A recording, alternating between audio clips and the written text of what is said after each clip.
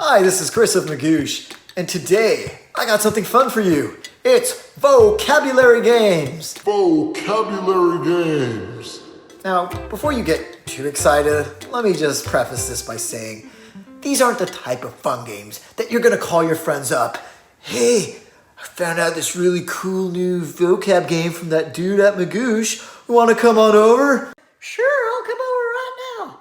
Not going to happen. Why? Because they're fun compared to just going through your average flashcard deck or looking at a word list and trying to cover it up, which I wouldn't recommend, by the way.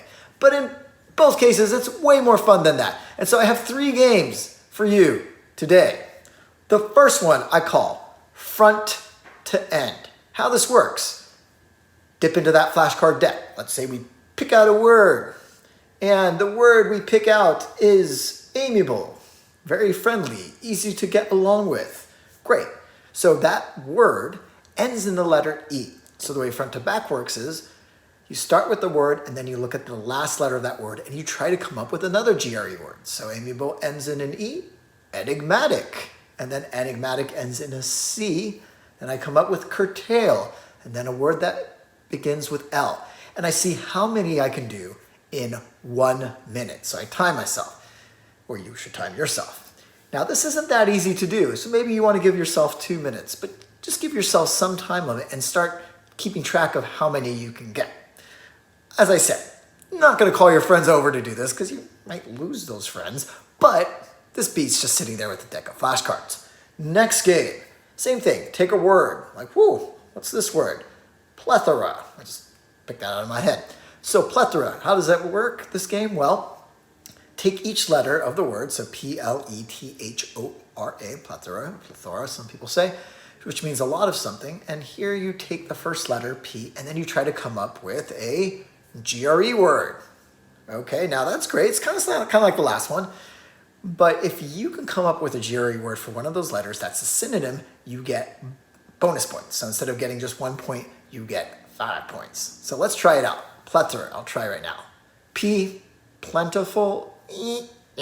Why is an amp? Because plentiful is not really a GRE word. So I think a little bit harder. I'm like, okay, plethora, I come up with pulchritude, which is beauty, which is a silly GRE word. There we go. And then I go down the list. L, I come up with the word laconic.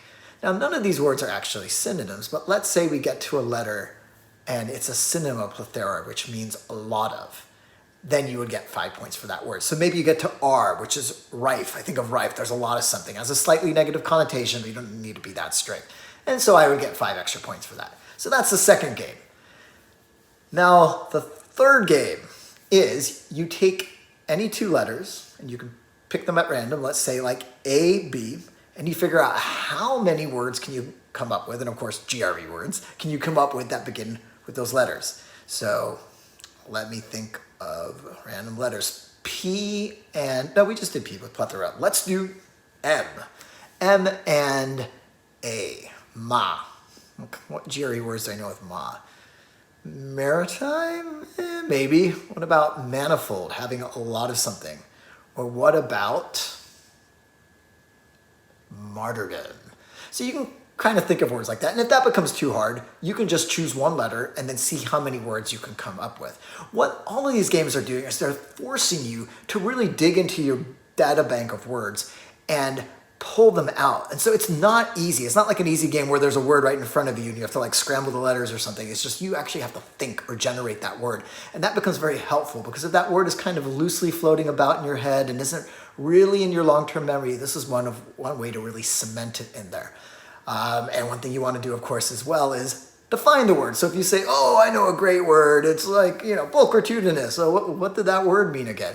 You might also want to look it up after you're done playing with the game so that you reinforce the meaning as well. So again, there it is. Quick vocabulary games you can do, whether you're like on the bus or whatever public transportation it might be, or you're just taking a nice walk down the street.